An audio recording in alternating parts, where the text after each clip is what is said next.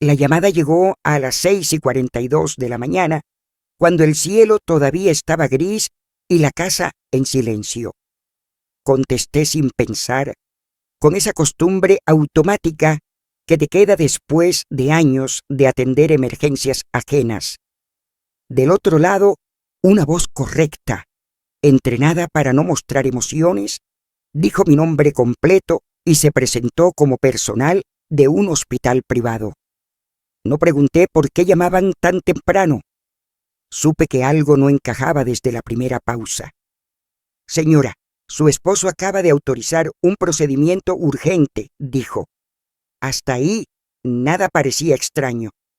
Luego añadió una frase que me dejó inmóvil. Pero la mujer que firmó como usted no coincide con nuestros registros antiguos. Pedí que repitiera.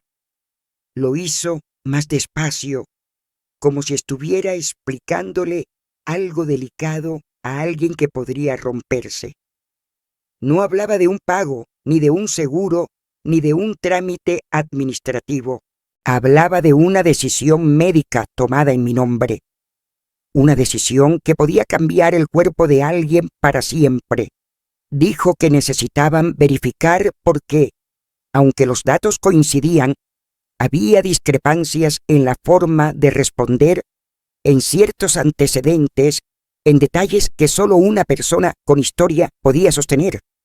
Yo miré mis manos. No temblaban. Lo que temblaba era la idea de que alguien hubiera estado allí, usando mi voz, mi nombre, mi lugar. Pregunté dónde estaba mi esposo. Me dijeron que en el hospital, acompañado por una mujer que afirmaba ser yo. Colgué sin despedirme. En ese instante entendí algo peor que una infidelidad. Alguien ya había decidido por mí.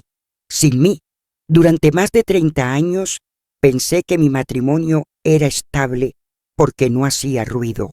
No hubo portazos, ni gritos que despertaran a los vecinos, ni escenas que obligaran a dar explicaciones. Nuestra vida avanzó como avanzan los sistemas que funcionan demasiado bien, en silencio, sin preguntas, sin sobresaltos aparentes. Yo confundí esa ausencia de conflicto con seguridad. Hoy sé que también era una forma de borrarme poco a poco. Conocí a mi esposo cuando yo tenía 25 años y trabajaba como enfermera en un hospital público. Estaba acostumbrada a confiar en protocolos, en jerarquías, en la idea de que alguien siempre sabe más que tú. Aprendí a obedecer órdenes con rapidez, a no cuestionar cuando el tiempo apremiaba. Ese hábito no se quedaba en el hospital, se filtró en mi vida personal sin que me diera cuenta. Él trabajaba en administración, hablaba con firmeza, con cifras claras y decisiones rápidas. Me hizo sentir protegida. Yo venía de turnos largos, de noches sin dormir, de ver cuerpos frágiles sostenidos por sistemas imperfectos. Confiar en alguien que parecía tener control era un alivio. Nos casamos pronto, no porque hubiera urgencia, sino porque así se hacía. Al poco tiempo llegaron los hijos. Yo seguí trabajando un tiempo, hasta que una tarde él me dijo que no tenía sentido que los dos estuviéramos agotados, que mi trabajo era noble, sí, pero que la familia necesitaba estabilidad, que yo siempre podría volver. Lo dijo con una sonrisa tranquila, como quien propone algo lógico. Yo acepté. No hubo discusión. Pensé que elegir hacia la familia era una forma de amor. Nunca volví al hospital. Al principio lo extrañé, luego me acostumbré. Me convertí en la que organiza, la que recuerda fechas, la que sabe dónde está cada cosa, la que acompaña. Él creció profesionalmente. Yo celebré cada ascenso como si fuera propio. Me sentía parte del logro, aunque mi nombre no apareciera en ningún lado.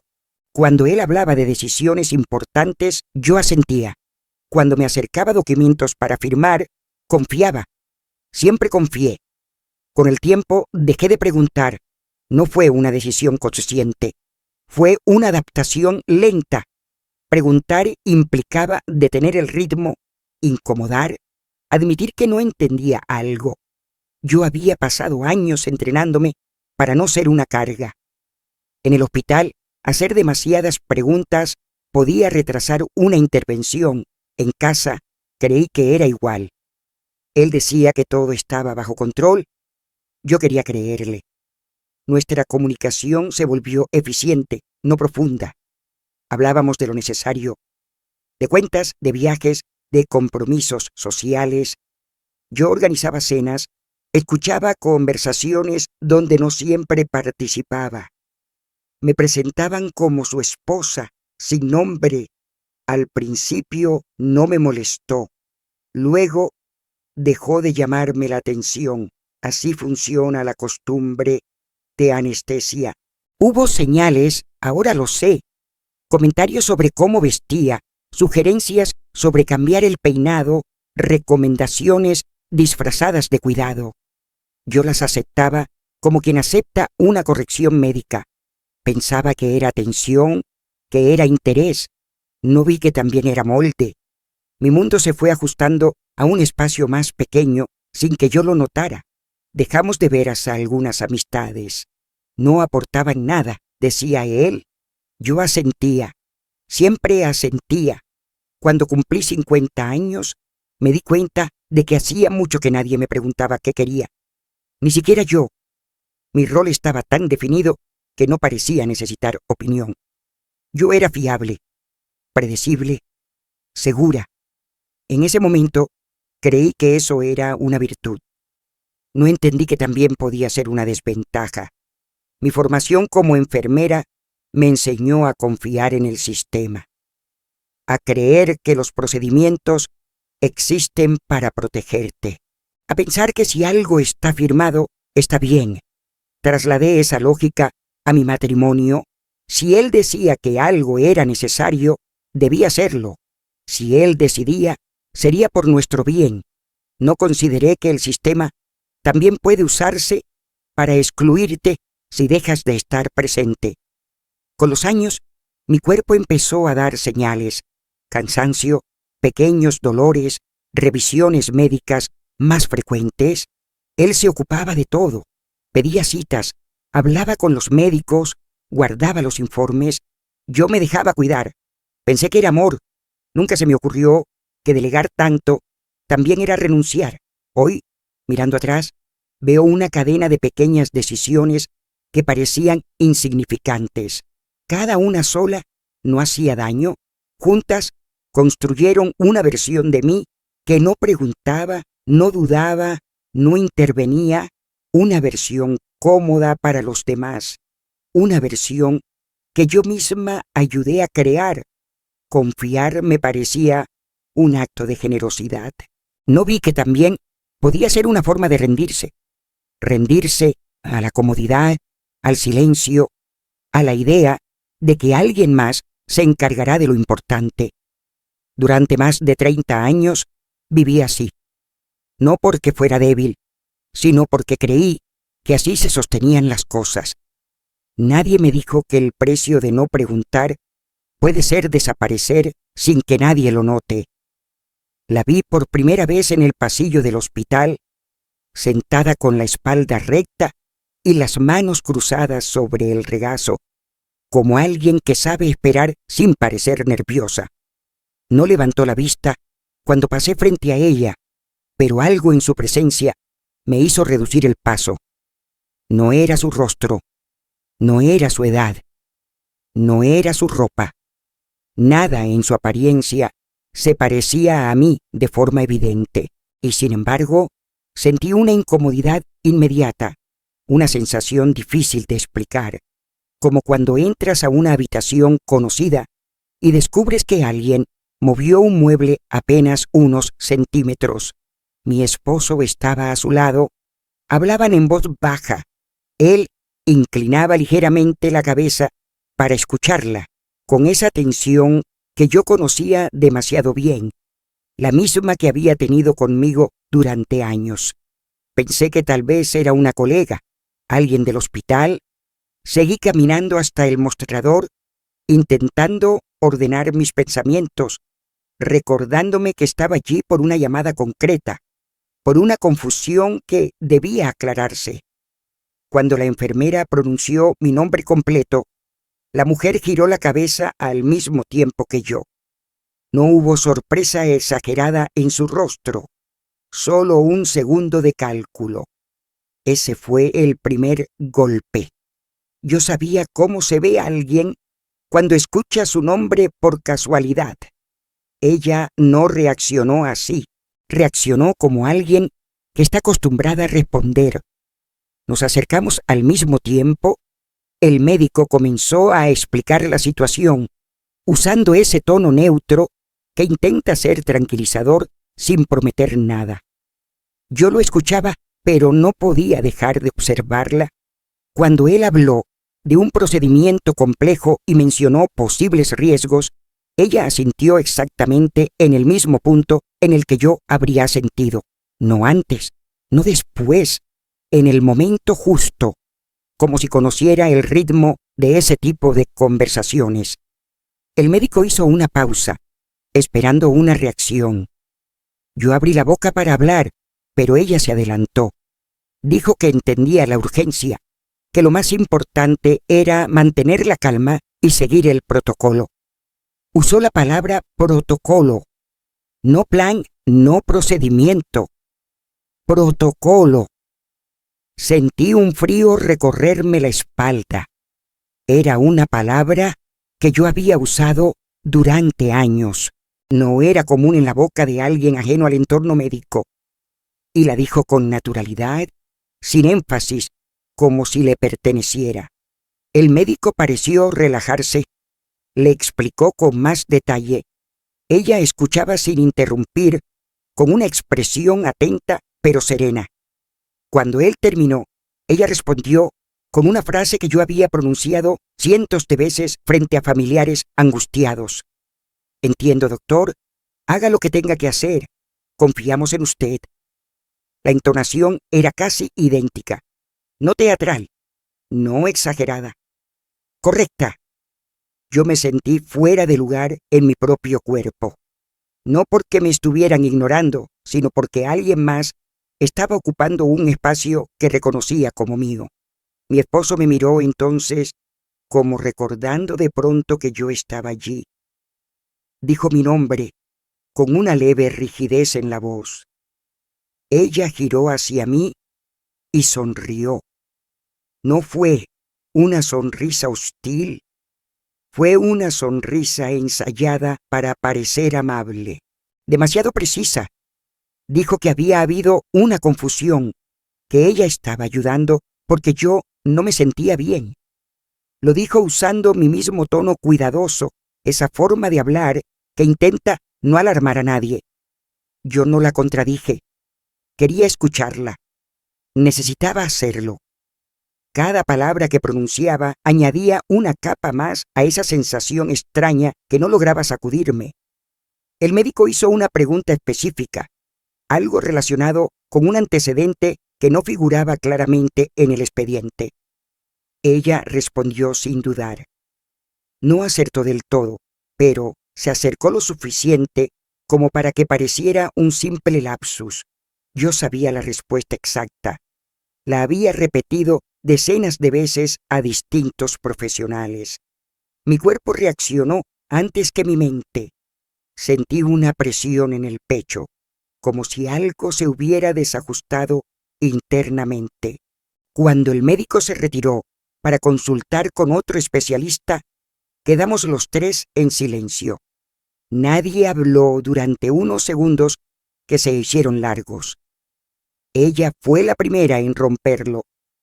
Dijo que todo iba a salir bien, que no había que preocuparse. Usó exactamente las mismas palabras que yo había usado con mi esposo la noche anterior, cuando hablamos por teléfono. Lo supe porque las reconocí, no por su significado, sino por su ritmo. En ese momento entendí que no estaba frente a alguien que se me parecía.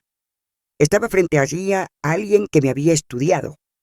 No mi rostro, no mis gestos visibles, sino mis respuestas, mi manera de ocupar el espacio sin imponerse, mi forma de tranquilizar sin prometer. Era como escuchar una grabación mal sincronizada de mi propia voz saliendo de otro cuerpo.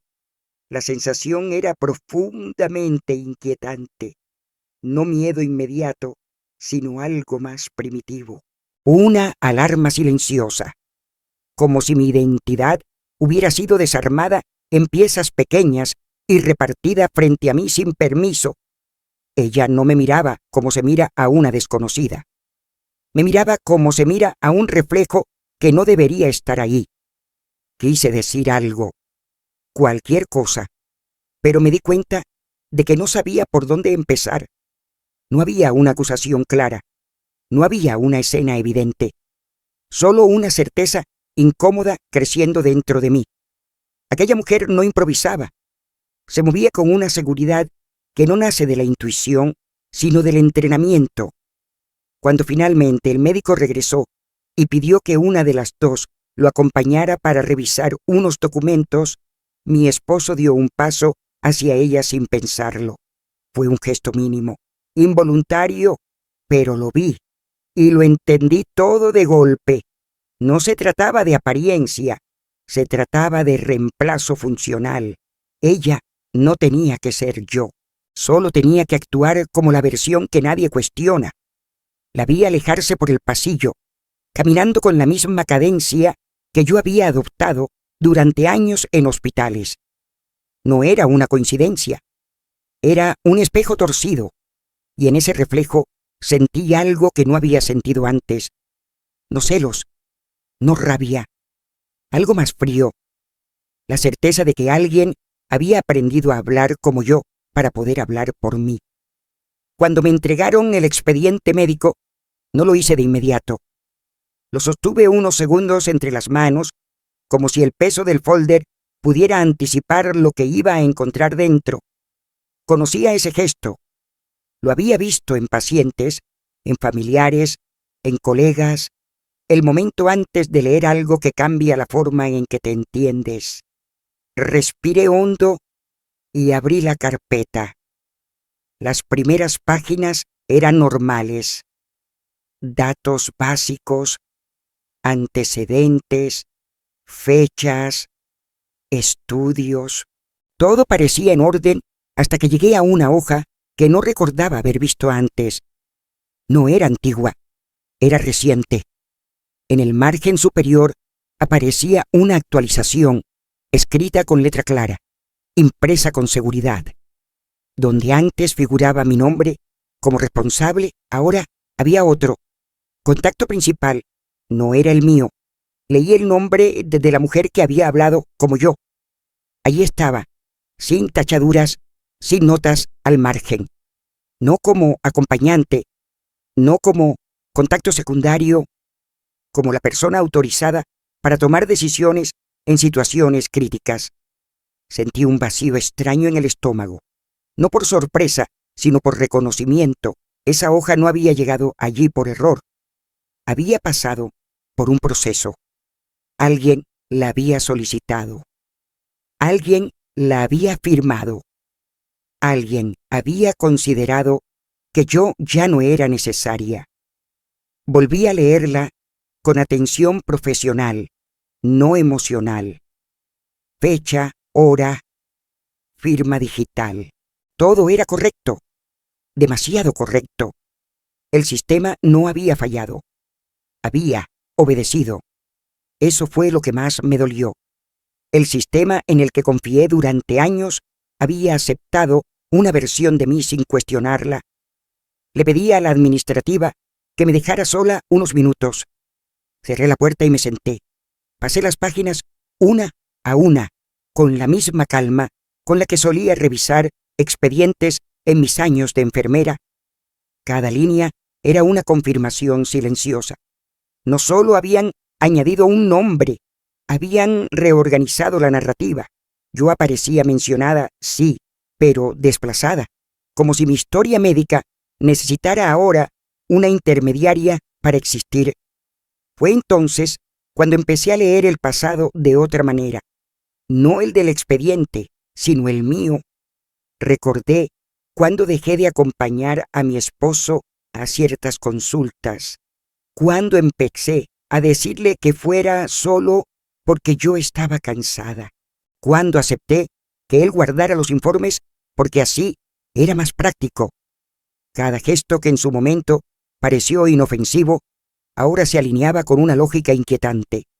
Había delegado sin darme cuenta, no por desinterés, sino por confianza. Pensé que estaba simplificando la vida, no vi que estaba cediendo espacio. El expediente era solo la prueba tangible de algo que llevaba tiempo ocurriendo fuera del papel. Mi voz había sido sustituida porque yo había dejado de usarla. Seguí leyendo. Noté pequeñas modificaciones en descripciones que yo había dado durante años. No eran falsas, pero estaban suavizadas. Detalles omitidos, reacciones resumidas, como si alguien hubiera editado mi historia para hacerla más manejable, más limpia, menos compleja. Me di cuenta de que la mujer no solo hablaba como yo, hablaba la versión de mí que otros preferían escuchar. Cerré la carpeta y apoyé la frente en la mesa. No lloré, todavía no. Sentía una mezcla de claridad y vergüenza. Vergüenza no por lo que me habían hecho, sino por lo que había permitido sin saberlo, por haber confundido delegar con descansar, por haber creído que desaparecer un poco no tendría consecuencias. Cuando salí de la oficina, mi esposo me esperaba en el pasillo. Me preguntó si todo estaba bien. Su tono era neutro, casi amable. Lo miré y pensé en todas las veces que había confiado en ese tono. Asentí, no porque todo estuviera bien, sino porque necesitaba tiempo. Él sonrió, aliviado. En ese gesto entendí que el alivio no venía de verme tranquila, sino de verme dócil. Esa noche, ya en casa, volví a pensar en el expediente, en cómo una vida puede reescribirse con formularios y autorizaciones, en cómo el silencio prolongado se interpreta como consentimiento. Empecé a recordar conversaciones antiguas con una precisión nueva, momentos en los que él me había pedido que le recordara detalles médicos, fechas, nombres de especialistas. Yo había hablado sin sospechar. Pensé que era interés. Ahora veía entrenamiento. La hoja donde figuraba ella como contacto principal se repetía en mi mente, no como una agresión abierta, sino como una decisión administrativa, fría, eficiente. Me di cuenta de que lo más peligroso de lo que estaba viviendo no era la traición emocional, sino la normalidad con la que se había ejecutado. Nadie gritó, nadie discutió, simplemente me reemplazaron en el sistema. Esa noche abrí un cuaderno viejo y empecé a escribir, no emociones, hechos, fechas en las que dejé de ir a consultas, documentos que no leí, conversaciones que cedí. No lo hice para culparme, sino para entender. Leer el expediente me había enseñado algo esencial. Si no narras tu propia historia, alguien más lo hará por ti. Por primera vez en mucho tiempo, sentí una determinación tranquila.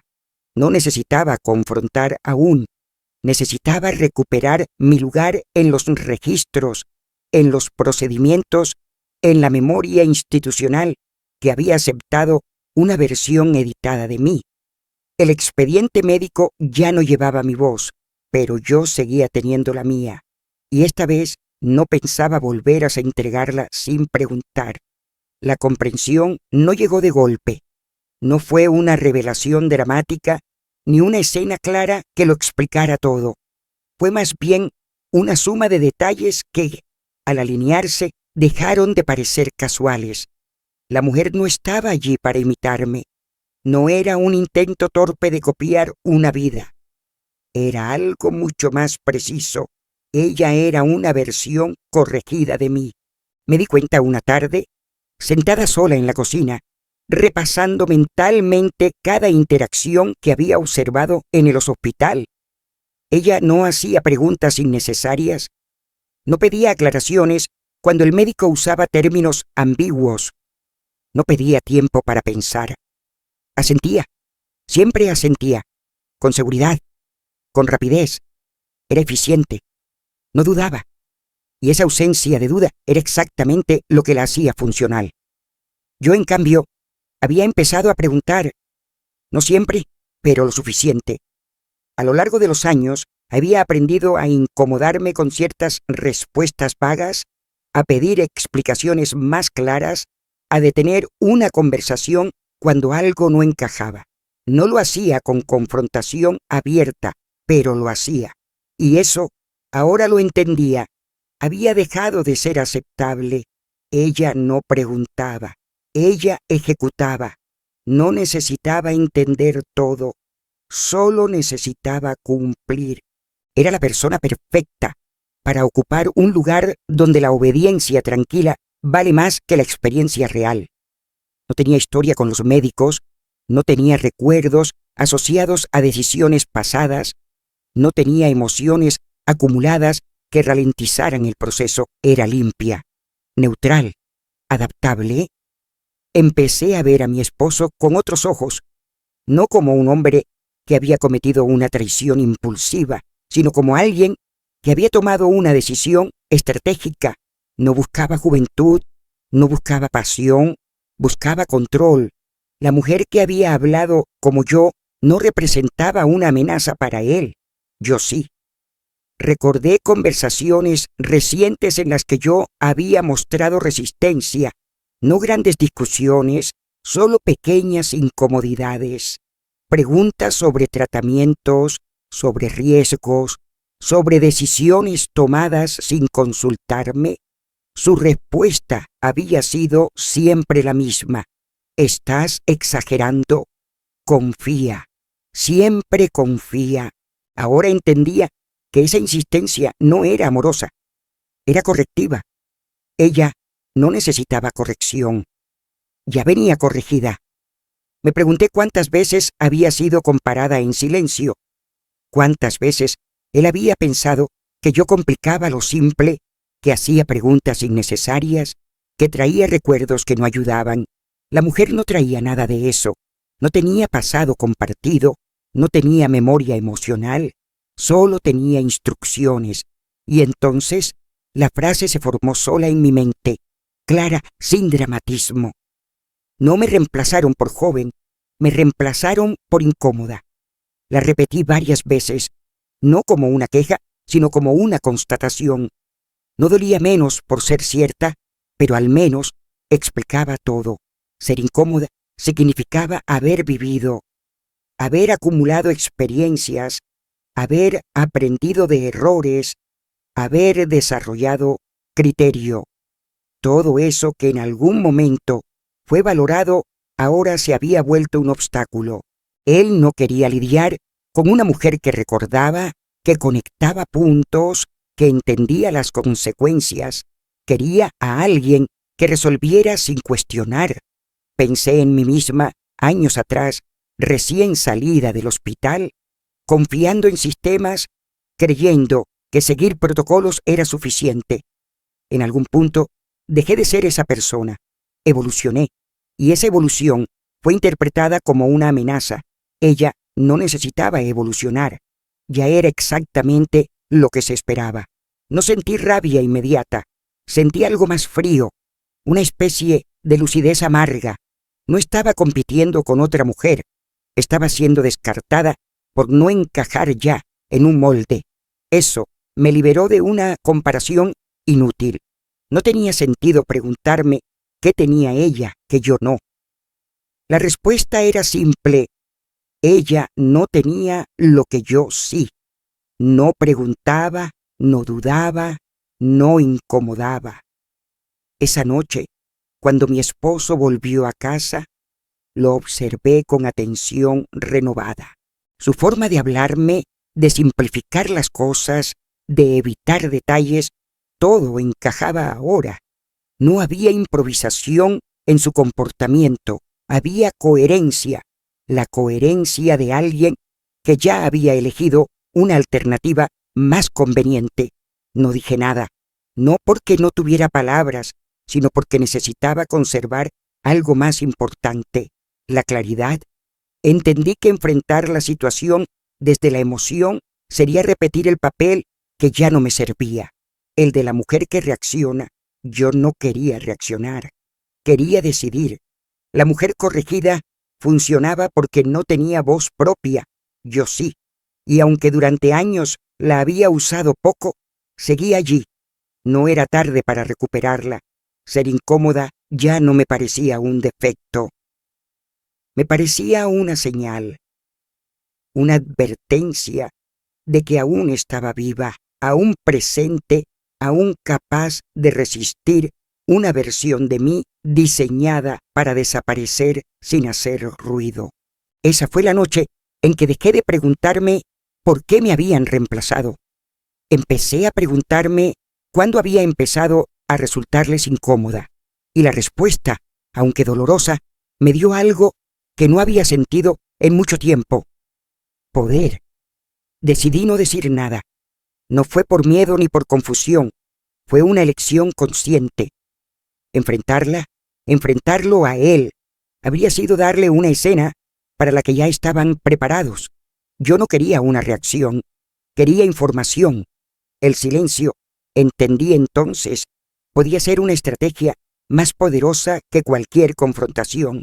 Empecé a observar como lo hacía en el hospital cuando algo no cuadraba, pero aún no había suficientes datos para intervenir. Mirar sin interrumpir, escuchar sin corregir, dejar que las cosas se revelaran solas.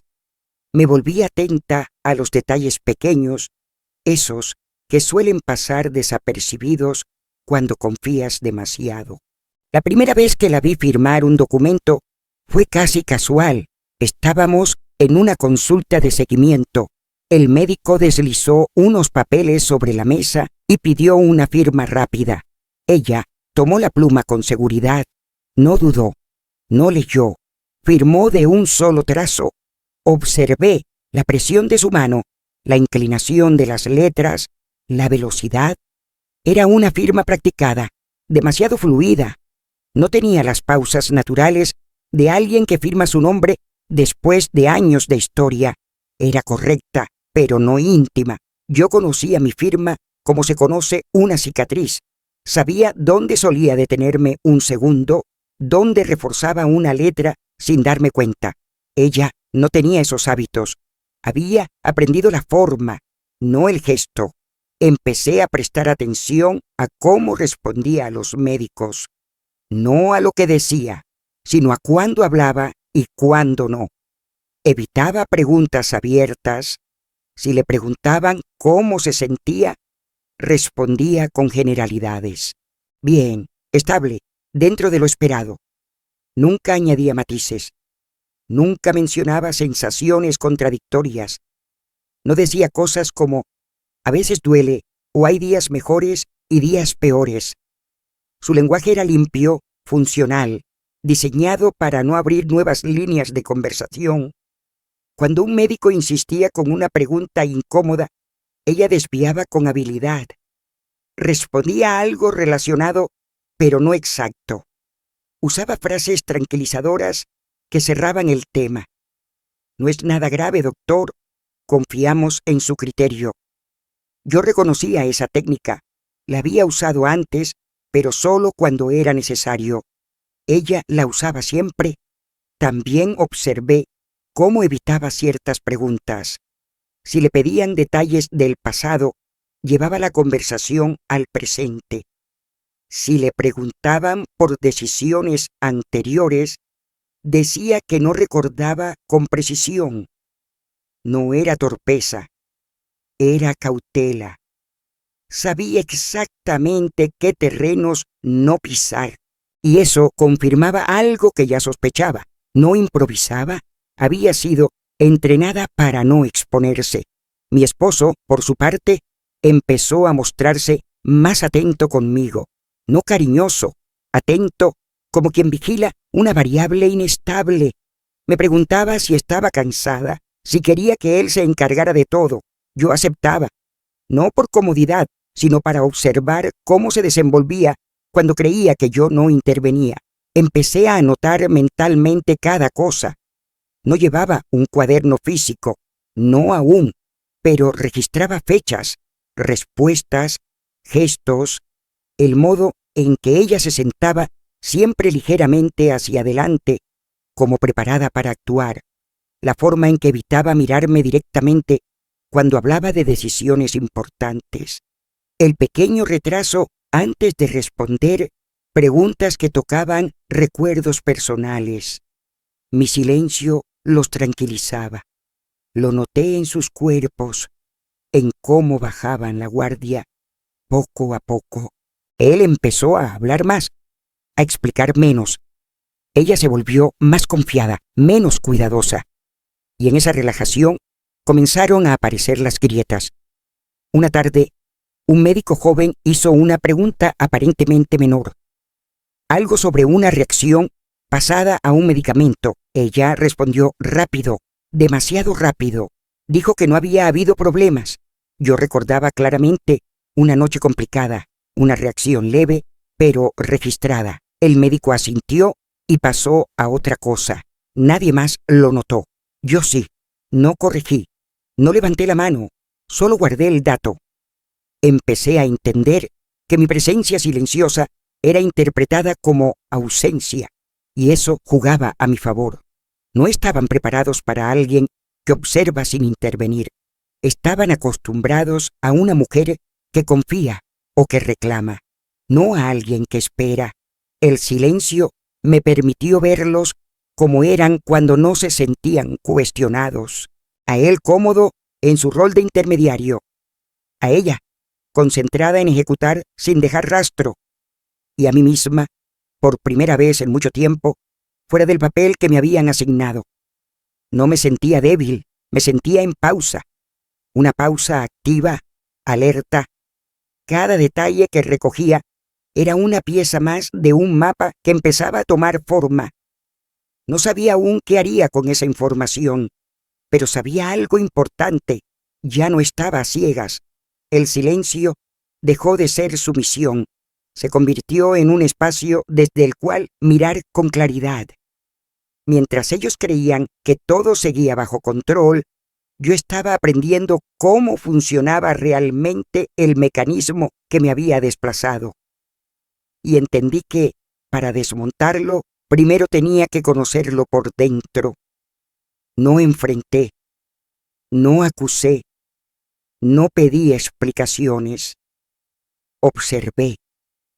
Porque a veces, cuando alguien cree que ha ganado, empieza a cometer errores pequeños. Y yo estaba allí para verlos todos. El primer indicio no llegó como una alarma, sino como una cortesía. Una llamada breve del hospital en un tono que no acusaba nada, que no sugería gravedad, que solo pedía confirmar. Confirmar una fecha, confirmar un antecedente, confirmar algo que, en apariencia, no tenía importancia. Yo entendí de inmediato lo que significaba. El sistema había empezado a dudar. No lo dijeron así. Los sistemas no dudan, verifican, pero yo conocía esa fase intermedia. Ese momento en el que algo no encaja del todo, pero todavía no se nombra. No hay denuncias ni reproches.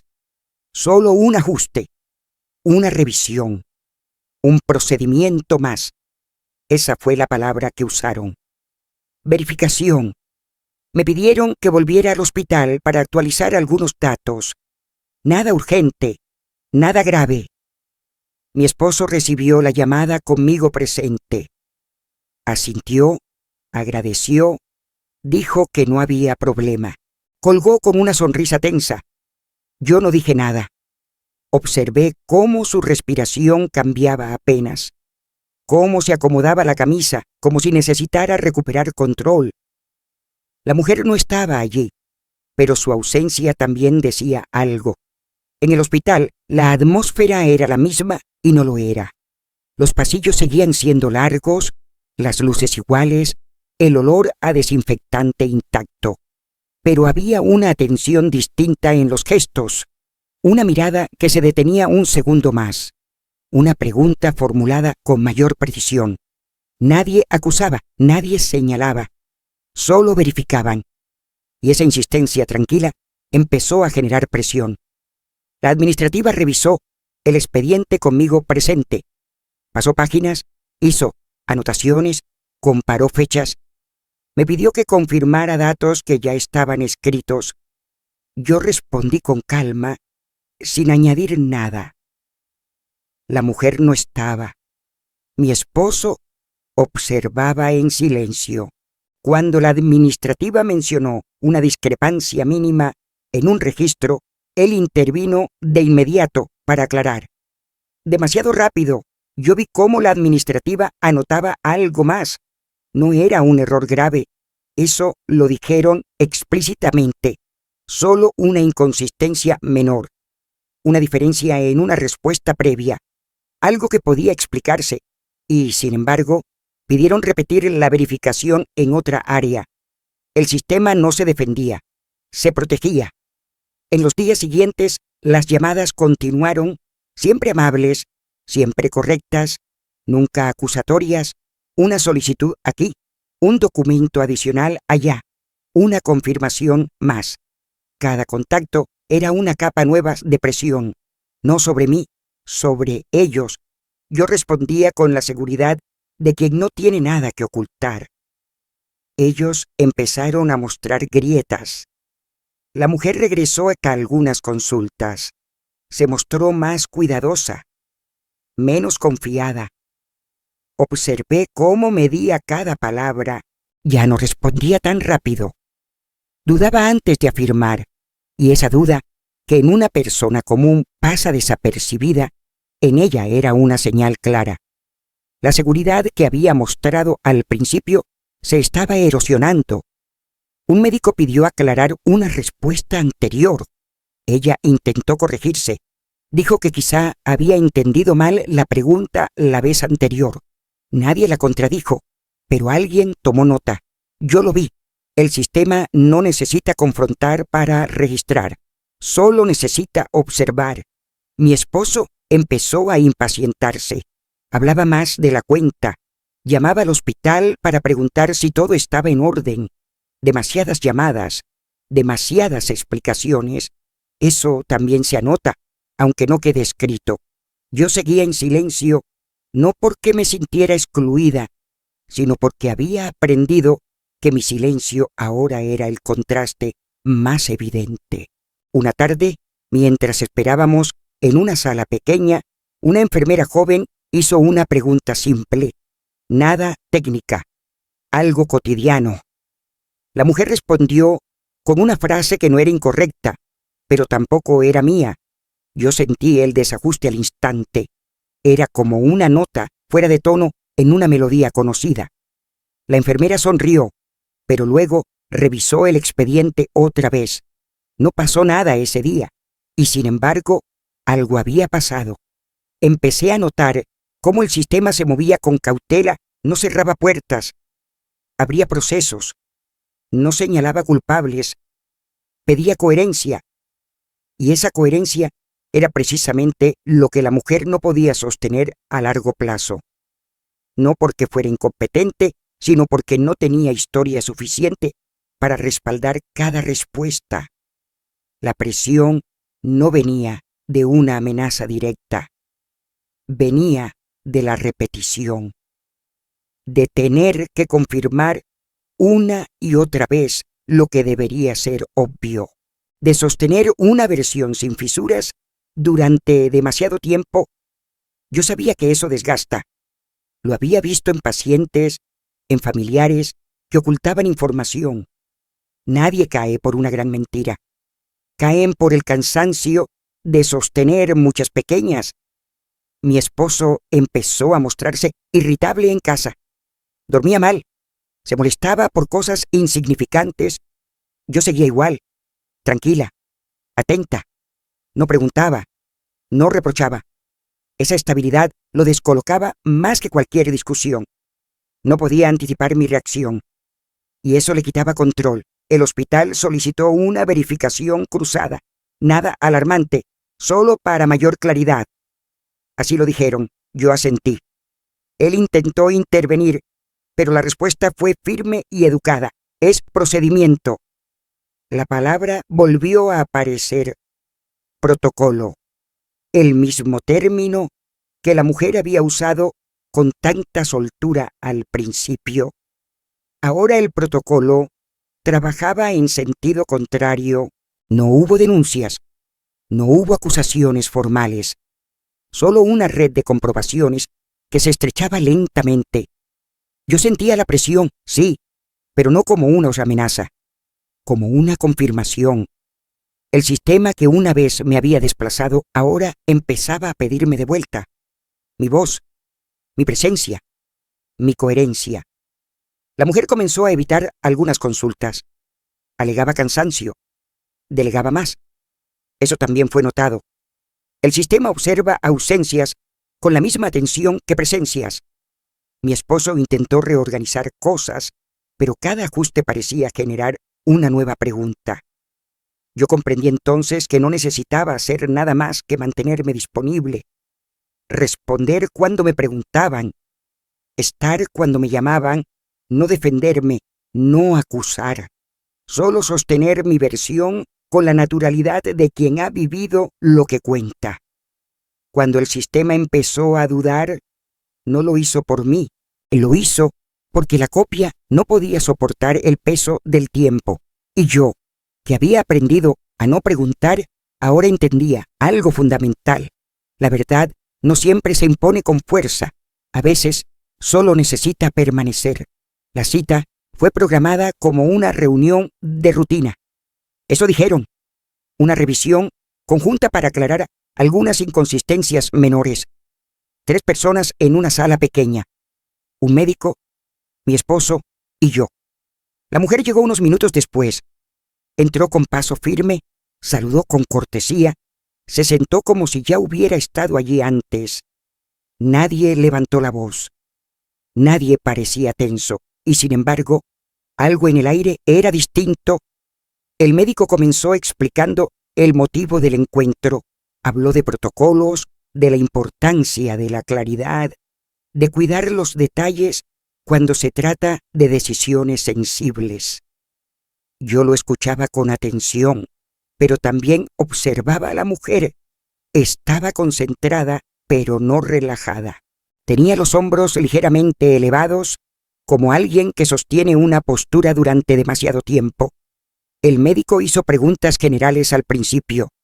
Fechas, antecedentes conocidos. Ella respondió con corrección, sin errores evidentes. Mi esposo asentía. Yo permanecía en silencio, no porque me lo hubieran pedido, sino porque sabía que no era el momento de intervenir. La conversación avanzaba con una fluidez que parecía ensayada, demasiado fluida. Entonces, el médico cambió de tono, no de forma brusca, sino sutil. Dejó de leer el expediente y levantó la vista.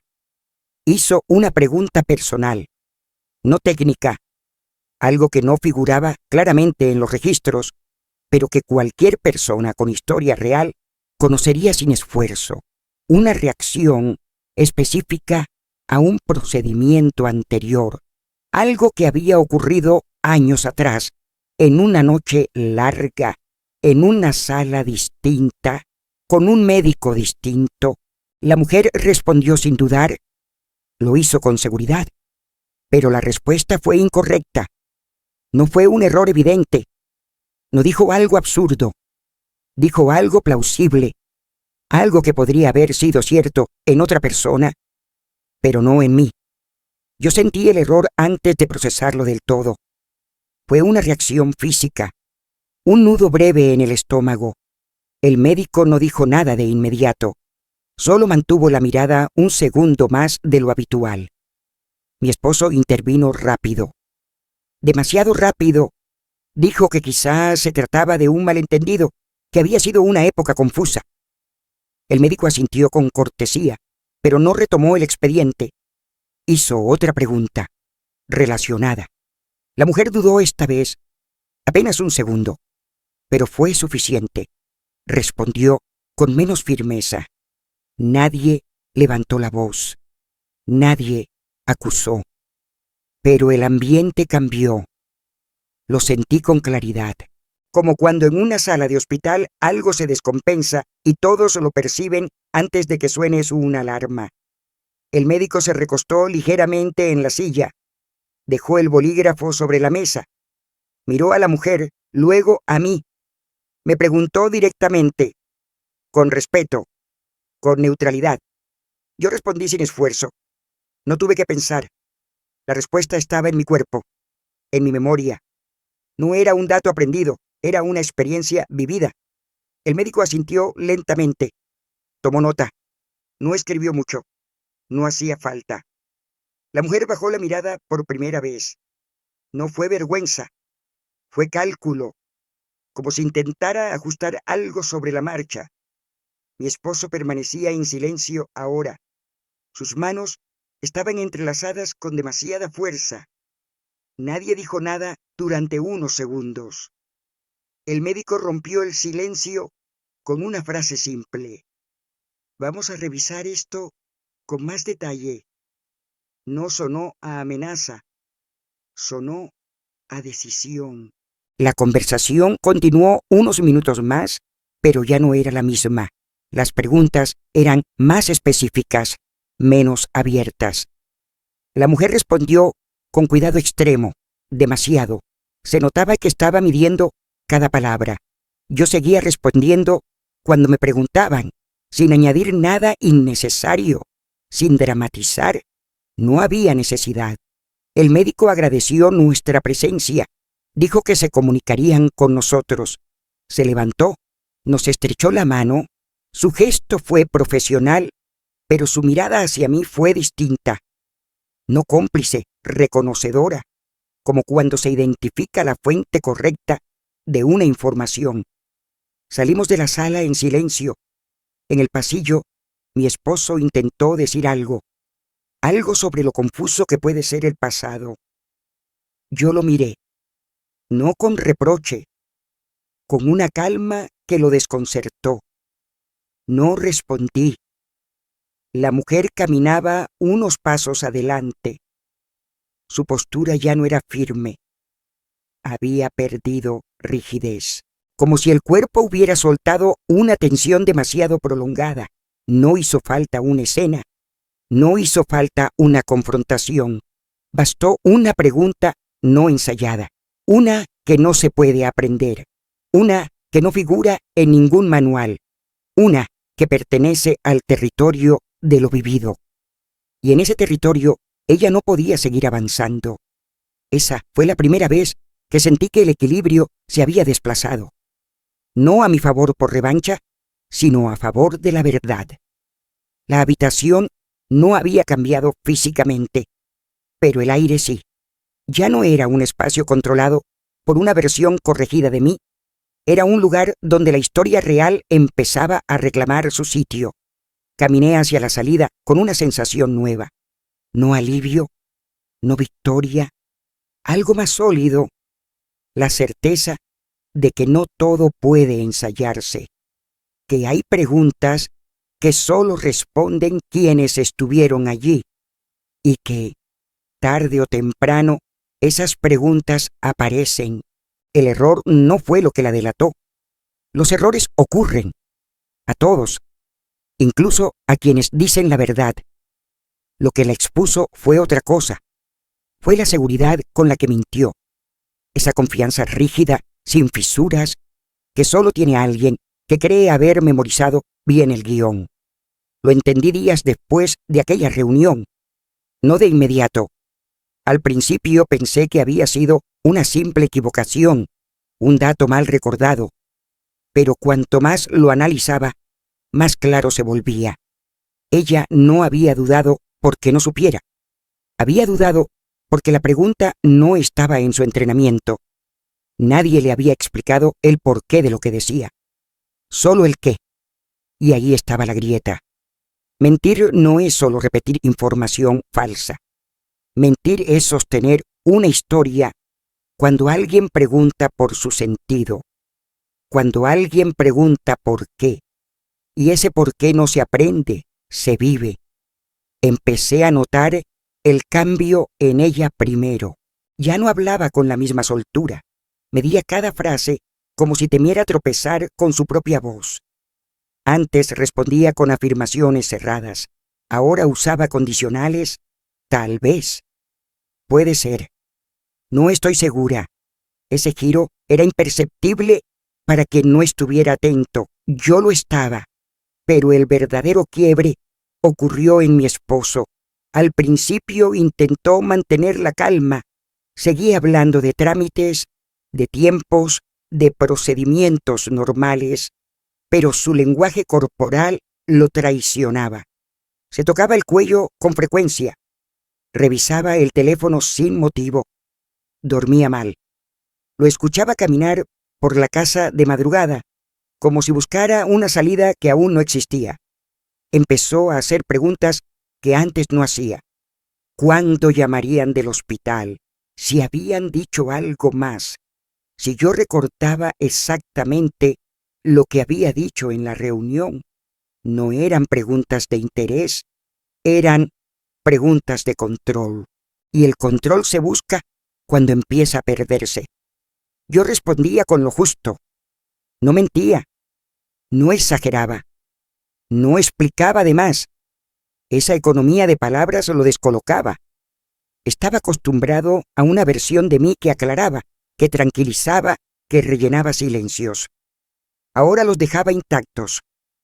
Una noche, mientras cenábamos, me preguntó directamente si creía que algo estaba mal. Lo hizo sin mirarme, como quien lanza una sonda esperando una señal. Yo mastiqué despacio, tragué, y le dije que el hospital solo estaba siendo cuidadoso.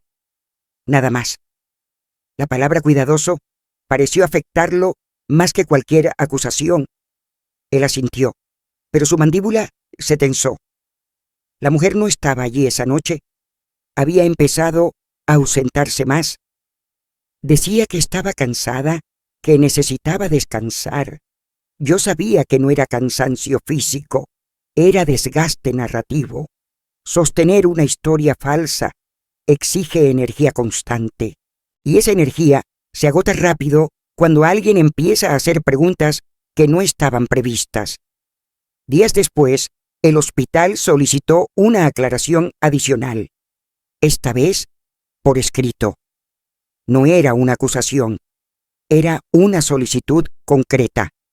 Querían entender el contexto de una respuesta dada anteriormente, el por qué. La mujer leyó el correo varias veces. Lo vi en sus ojos.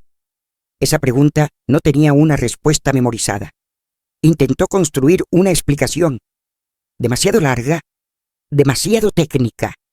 El médico respondió con una sola frase. Gracias, vamos a revisarlo. Nada más.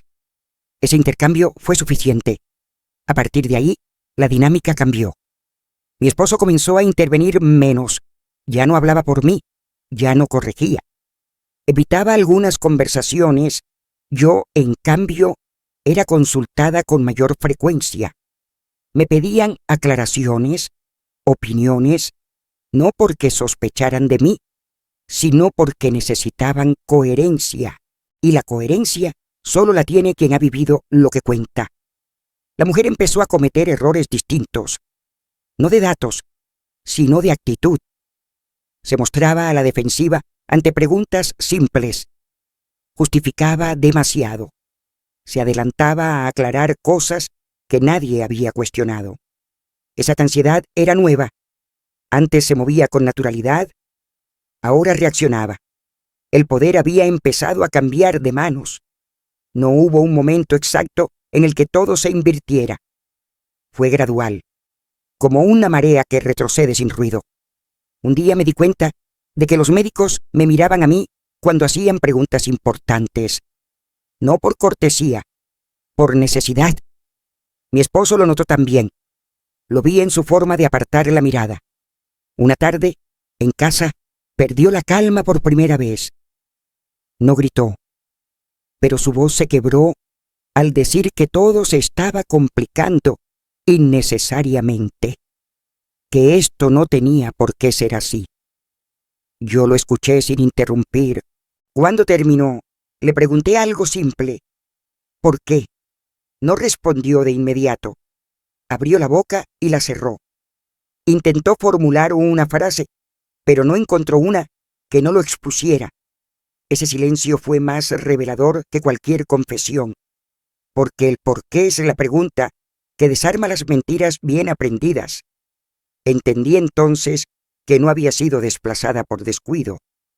Había sido reemplazada por eficiencia, y ahora que esa eficiencia fallaba, el plan se desmoronaba.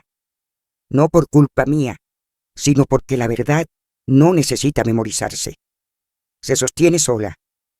La mujer ya no era una amenaza, no porque fuera mala o torpe, sino porque había llegado al límite de su papel. No podía explicar por qué hacía lo que hacía. Solo podía repetir que así se lo habían dicho. Y eso no basta cuando el sistema pide sentido. Mi esposo empezó a perder terreno. Cada intento de control lo dejaba más expuesto. Cada explicación adicional abría una nueva grieta. Yo ya no necesitaba hacer nada, solo estar, responder cuando me preguntaban, callar cuando no. El poder no cambió de manos con una escena dramática. Cambió porque la mentira dejó de ser funcional, porque la seguridad con la que había sido sostenida se volvió sospechosa y porque al final nadie puede responder por qué cuando nunca fue parte real de la historia. No fue el error lo que los derrotó. Fue creer que no necesitarían explicar el sentido de lo que hacían. Y en ese espacio, silencioso pero firme, supe que ya no estaba en desventaja, no porque hubiera ganado algo, sino porque había recuperado lo único que nunca debí ceder: mi lugar, mi voz, mi porqué. La recuperación no llegó como un triunfo. No hubo llamadas urgentes ni disculpas formales. No hubo escenas ni gestos grandilocuentes. Llegó como llegan las cosas que son inevitables cuando el desorden ya no se puede sostener. En silencio, con papeles, con firmas que esta vez sí llevaban mi historia. Me llamaron del hospital una mañana cualquiera. No usaron un tono especial. Dijeron que querían revisar conmigo algunos documentos actualizados. Actualizados. La palabra me hizo sonreír sin humor. Fui sola. No avisé a mi esposo. No porque quisiera ocultarlo, sino porque ya no necesitaba intermediarios. La oficina era la misma. La mesa, las sillas, la luz blanca, todo igual. La diferencia estaba en cómo me senté. No como alguien que espera instrucciones, sino como alguien que sabe por qué está allí. La administrativa abrió el expediente y lo colocó frente a mí.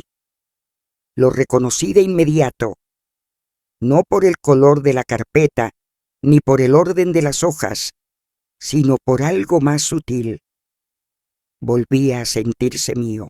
Me explicó que tras las verificaciones habían decidido restablecer la información original. No dijo corregir, dijo restablecer, como si algo hubiera sido desplazado temporalmente y ahora regresara a su sitio. Me pidió que revisara los datos. Lo hice con calma, página por página. Ahí estaba mi nombre, no como referencia secundaria, no como nota al margen, como titular, como contacto principal, como voz autorizada. Firmé. Esta vez leí cada línea, no por desconfianza, sino por respeto a mí misma. Al terminar, me entregaron una copia.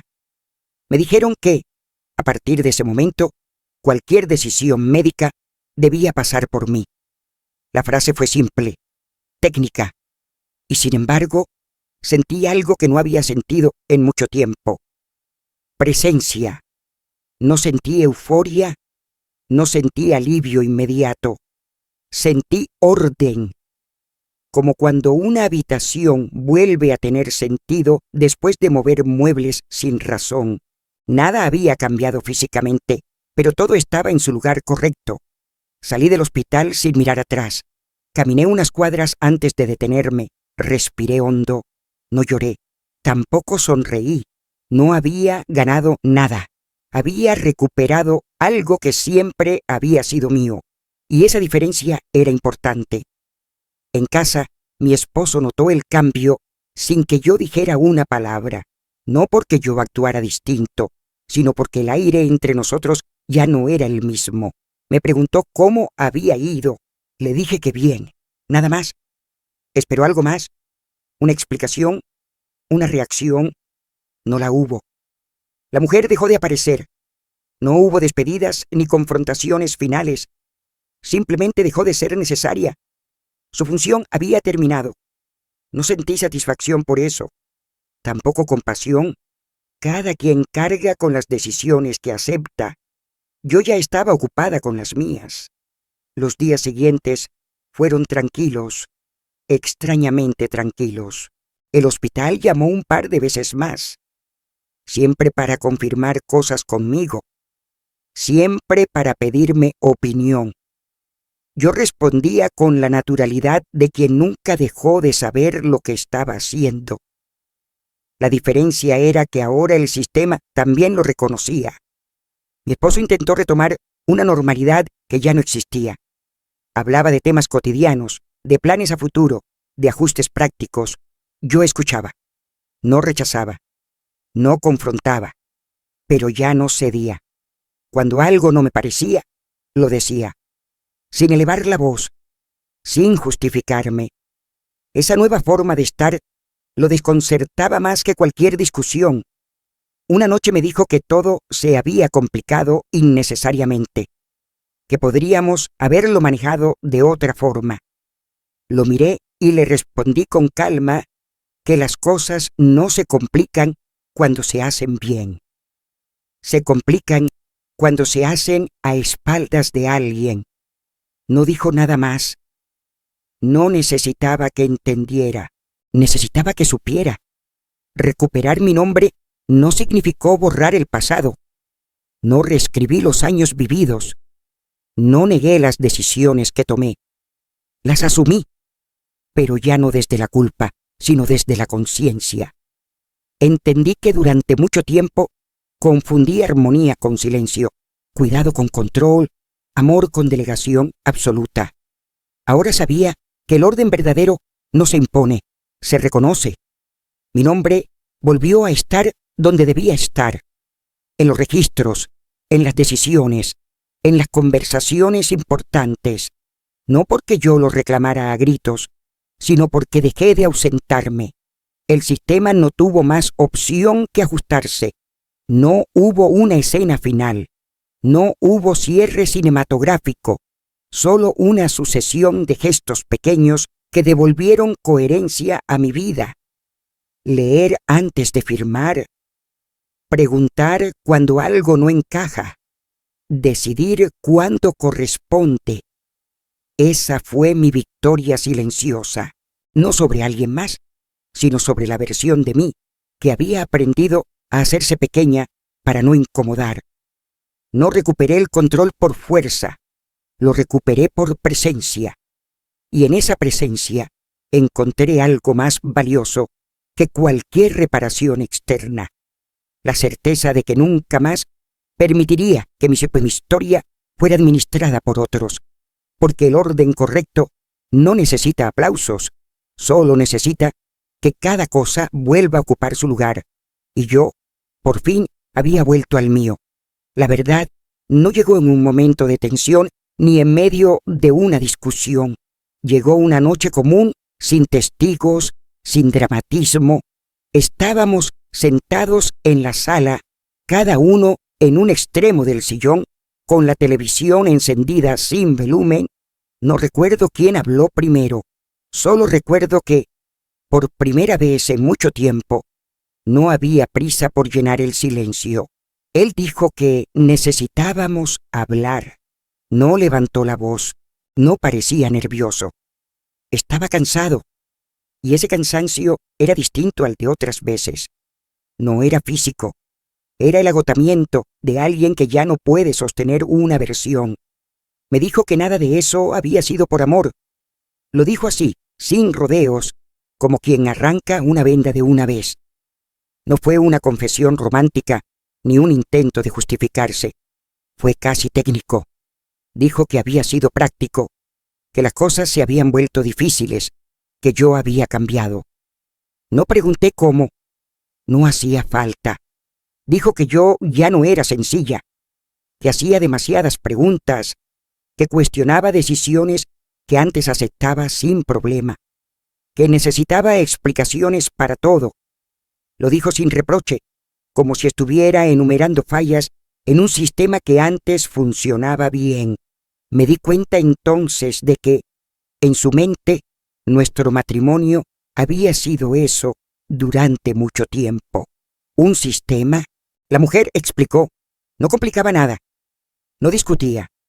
No pedía contexto. No traía recuerdos incómodos ni preguntas que ralentizaran los procesos. Era clara, eficiente, obediente. Dijo esa palabra sin darse cuenta. Obediente. Ahí entendí que la traición no había sido compartir su cuerpo o su atención con otra persona. Eso, aunque doloroso, habría sido comprensible dentro de ciertas narrativas. Lo que dolía de verdad era escuchar que mi presencia había sido reemplazada por mi ausencia de resistencia. Me dijo que nunca pensó que yo me enteraría, que todo había sido pensado para protegerme. ¿Protegerme de qué? No lo aclaró. Tal vez del conflicto, tal vez de mí misma, tal vez de la incomodidad que le provocaba tener a alguien enfrente que ya no se conformaba con asentir. No levanté la voz. No sentí ganas de hacerlo. Tampoco lloré. Sentí algo más preciso. Una punzada clara, limpia, como cuando el médico te dice exactamente dónde está la herida. Duele, pero al menos deja de ser confusa. Le pregunté si en algún momento pensó en mí como una persona, no como una función, no como una variable, como alguien con derecho a decidir. Se quedó en silencio. Miró al suelo. No respondió. Ese silencio fue suficiente. No le pedí explicaciones adicionales. No le pedí disculpas. Tampoco ofrecí las mías. No había nada que negociar. No había un error que corregir. Había una estructura entera basada en el control, y yo ya no formaba parte de ella. Me dijo que no quería perderme, que todo se había salido de control. La ironía de esa frase no se me escapó. Lo miré y le dije que el problema no había sido perderme. El problema había sido creer que podía usarme sin que yo lo notara. No intenté convencerlo de nada. No le expliqué cómo me sentía. No porque no tuviera palabras, sino porque ya no era necesario traducirme. Durante años había hablado para que me entendieran. Esa noche, por primera vez, hablé solo para nombrar lo que era. Le dije que no estaba enojada, que eso lo confundió más que cualquier reproche. El enojo todavía lo habría colocado en una narrativa conocida, la de la pelea, la del perdón posible, la de la reconstrucción. Yo no estaba ahí. Le dije que no lo odiaba. El odio implica vínculo, implica que el otro todavía tiene un lugar. Él ya no lo tenía, no porque yo lo expulsara, sino porque él mismo había salido cuando decidió que mi voz era un obstáculo. No hubo súplicas, no hubo promesas, no hubo escenas finales. Él esperaba algo, una reacción, una oportunidad. No la hubo, no porque yo fuera fuerte, sino porque ya estaba cansada de explicarme. La verdad dolió más que la traición, porque no dejaba espacio para la duda. No había sido un error, no había sido una debilidad, había sido una elección sostenida en el tiempo, una elección de control, y contra eso no hay reconciliación posible. Esa noche dormí poco, no por angustia, sino por claridad. Mi mente repasaba momentos del pasado con una luz distinta. Conversaciones, decisiones, silencios, todo encajaba ahora sin esfuerzo. no para justificarlo, sino para liberarme de la confusión. A la mañana siguiente, preparé café como siempre. Me senté a la mesa. Él apareció con la intención de retomar la conversación. Le dije que no hacía falta, que ya había escuchado lo necesario, que no iba a discutir ni a negociar condiciones para quedarme. No me pidió que no me fuera. Me pidió tiempo. Esa petición tan familiar ya no tenía peso. El tiempo había sido siempre su recurso favorito. Yo había decidido dejar de dárselo. No me disculpé por cambiar. No me disculpé por incomodar. No me disculpé por recuperar mi lugar. Durante años me había disculpado por existir de una forma que no se ajustaba a lo que otros necesitaban. Esa etapa había terminado. La verdad no me devolvió nada que no fuera mío, pero me quitó una carga que había llevado sin nombre durante demasiado tiempo. La carga de intentar ser funcional para alguien que solo quería control. No hubo cierre perfecto, no hubo resolución limpia. La vida rara vez ofrece eso. Hubo algo mejor, una separación clara entre lo que había sido impuesto y lo que yo elegí ahora. Esa verdad dolió, sí, pero también fue definitiva, y en esa definitividad encontré una paz que no conocía. No la paz de quien gana, la paz de quien deja de participar en una historia que nunca fue escrita para respetarla. Con el tiempo entendí algo que nadie me había dicho cuando era joven. Nadie puede borrarte si sigues presente. Pueden hablar por ti, decidir por ti, incluso escribir versiones de tu historia donde no apareces del todo. Pero nada de eso se sostiene cuando eliges quedarte, cuando eliges escuchar tu incomodidad y no silenciarla. Mi voz siempre estuvo ahí, no desapareció. Solo la fui usando menos hasta casi olvidarla. Mi nombre siempre tuvo peso, no porque lo repitieran otros, sino porque llevaba mi experiencia, mis decisiones, mi memoria. Nadie me devolvió nada que no fuera mío. Yo fui la que dejó de ausentarse. No levanté la voz, no busqué venganza, no necesité destruir a nadie para volver a existir. Solo ocupé mi lugar, y eso fue suficiente para que todo lo que no era real se desarmara solo. Si esta historia te hizo sentir algo en el cuerpo, si en algún momento reconociste ese silencio que se confunde con paz, quiero que sepas que no estás exagerando. Cuando algo no encaja, cuando te piden que confíes a cambio de desaparecer un poco, tu intuición está hablando. Si sentiste que esta historia también podría ser la tuya, te invito a dejar un like, no como un gesto vacío, sino como una forma de decir, yo también estoy aquí. Si quieres, comparte en los comentarios lo que resonó contigo. A veces leer a otros nos devuelve palabras que creíamos perdidas. Y si aún no lo has hecho, suscríbete al canal. No para seguir una voz, sino para acompañar historias que no gritan, pero dicen la verdad. No me devolvieron la vida, me devolví yo.